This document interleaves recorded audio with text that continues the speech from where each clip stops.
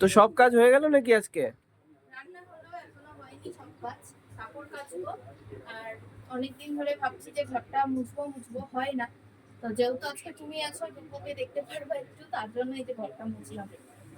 আর কি বলো তো, নিচে ম্যাটটা থাকে না, ম্যাটটা উঠানে এত বলো এত বালি হয়ে যায়।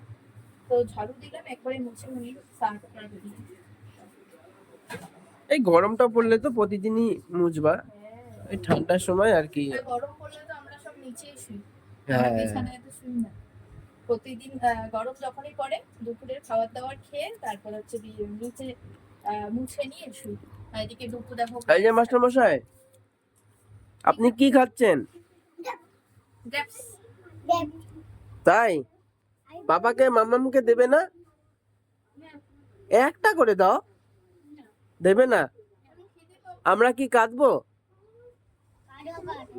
এই পড়েছে, এখান থেকে আমি উঠিয়ে নিই।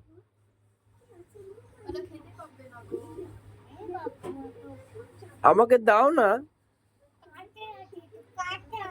কাঁচা আছে, কাঁচা আছে।